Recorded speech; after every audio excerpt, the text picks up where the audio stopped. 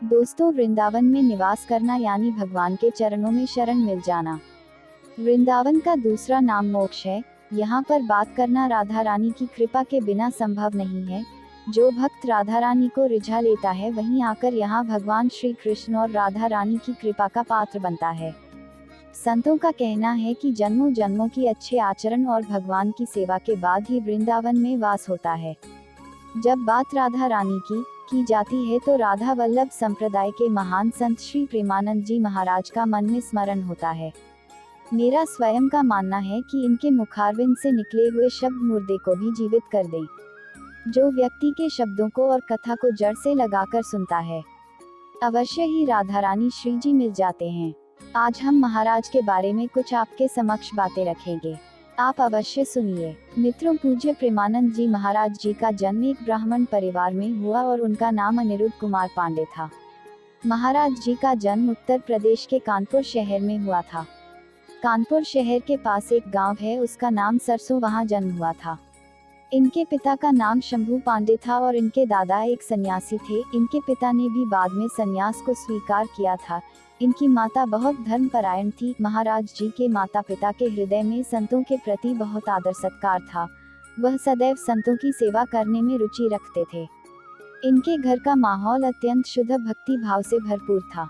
महाराज जी के बड़े भाई संध्या काल में मिलते भागवत जी का पाठ किया करते थे, जिसे पूरा परिवार बैठकर सुनता था। कहते हैं कि महाराज जी ने अपनी छोटी उम्र में ही बहुत ही चालीसा का पाठ करना आरंभ कर दिया था और 5वीं कक्षा में पहुंचते पहुंचते उन्होंने गीता प्रेस की सुख सागर को पढ़ना शुरू कर दिया था। महाराज जी बचपन से ही जीवन के उद्देश्य के ऊपर सवाल उठाते थे। वे कहते थे कि माता पिता का प्रेम स्थायी है या अस्थायी है। अगर स्थायी है तो इतना मोह क्यों। इसी तरह की कुछ विचार थे जो उनके मन में आते थे कि क्या स्कूल में पढ़ाई जाने वाली विद्या उनको उनके लक्ष्य की प्राप्ति करा सकती है। अगर नहीं करा सकती तो इसे पढ़ने का क्या फायदा। कहते हैं अपने मन में बहुत सवाल उठाने के बाद उन्होंने श्री राम जय जय राम और श्री कृष्ण गोविंद हरे मुरारी का जप करना शुरू कर दिया। 9वीं कक्षा तक पहुँचते पहुँचते उन्होंने यह फैसला कर लिया कि उनको आध्यात्मिक की तरफ का रास्ता चुनना है।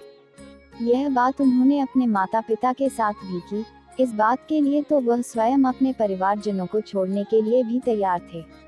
श्री हित प्रेमानंद गोविंद शरण जी महाराज ने अपना घर 13 साल की उम्र में छोड़ दिया था। उन्होंने सन्यासियों से अपनी दीक्षा ली और उनका नाम पूरा आनंद ब्रह्मचारी रखा गया। कुछ दिन बाद प्रेमानंद महाराज जी ने सन्यास भी स्वीकार कर लिया। कहते हैं प्रेमानंद महाराज ने जो स्नेहा स्वीकार करे तब उनका नाम आनंद शव रखा गया। महाराज जी का अधिकांश जीवन गंगा नदी के तट पर ही बीता। वह सदैव गंगा जी के किनारे ही रहते थे क्योंकि उन्होंने कोई भी आचरण का जीवन पद्धति को स्वीकार करना सही माना। श्री प्रेमानंद जी महाराज हर मौसम में अपने आप को उठा लिया था।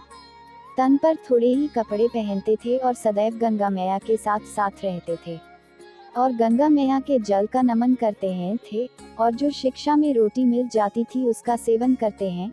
जितनी मर्जी ठंड पड़ती हो पर महाराज जी गंगा जी में 3 बार डुबकी अवश्य लगाते थे। महाराज जी बहुत दिनों तक भूखे प्यासे भी रहते थे और उपवास करते थे। जैसा खाने को पाने को मिलता था उसको स्वीकार कर लेते थे, लेकिन वह भगवान की भक्ति में लगे रहते थे। उनका स्मरण भगवान से नहीं छूटता था। कहते हैं संन्यास मार्ग में ही प्रेमानंद जी महाराज को भगवान सदाशिव के स्वयं दर्शन हुए हैं। महाराज स्वयं कहते हैं कि भगवान शिव की कृपा से ही वह वृंदावन की रास्ते पर आए थे। कहते हैं महाराज जी एक दिन बनारस में एक पेड़ के नीचे बैठकर ध्यान कर रहे थे, तभी उनको राधा कृष्ण की महिमा का आभास हुआ। उन्होंने एक संत की प्रेरणा से 1 महीने के लिए रास्ता खुद देखने की इच्छुक हुए। कहते हैं महाराज जी श्री चैतन्य महाप्रभु की लीलाएं देखते थे और रात को रासलीला देखते थे। कहते हैं कि 1 महीना उनके जीवन में सबसे बड़ा परिवर्तन लाया था। ऐसी 1 महीने के बाद उन्होंने संन्यास मार्ग को त्याग कर भक्ति मार्ग को चुन लिया।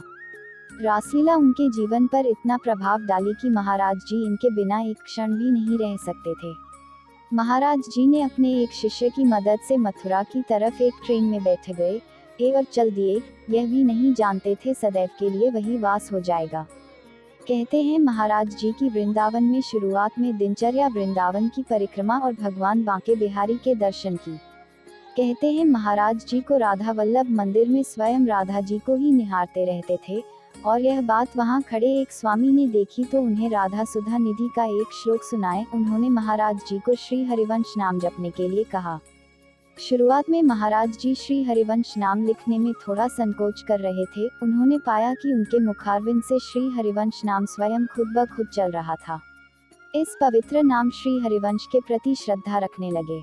महाराज जी राधा बल्लभ संप्रदाय में जाकर शरणागत मंत्र ले लिया। कुछ दिनों बाद महाराज जी अपने वर्तमान के सतगुरु जी को मिले। उनके गुरुदेव में सबसे प्रमुख और पूज्य संत महाराज जी के गुरु जी का नाम श्री गौरंगी शरण जी महाराज है, जिन्होंने महाराज जी को सेंचुरी भाव के प्रति प्रेरित किया। कहते हैं महाराज जी ने 10 वर्षों तक अपने गुरु की सेवा की। महाराज जी के गुरु जी ने उन्हें जो भी कार्य दिया उन्होंने वह कार्य बड़ी लगन और दृढ़ता से किया। कहते हैं महाराज जी के गुरु जी उन पर सदैव खुश रहते थे। महाराज जी ने अपने गुरु की बहुत निष्ठा से सेवा की। गुरु कृपा और वृंदावन की कृपा से उनमें से सेचुरी भाव उत्पन्न हो गया और श्री राधा रानी के चरणों के प्रति उनके हृदय में प्रति भक्ति अथवा श्रद्धा उत्पन्न हो गई। महाराज जी को जो मिल जाता है वह उसको ग्रहण कर लेते हैं। उनकी स्वयं की कोई इच्छा नहीं है। महाराज जी अपने शिष्य अथवा वृंदावन वासियों से बहुत प्रेम करते हैं।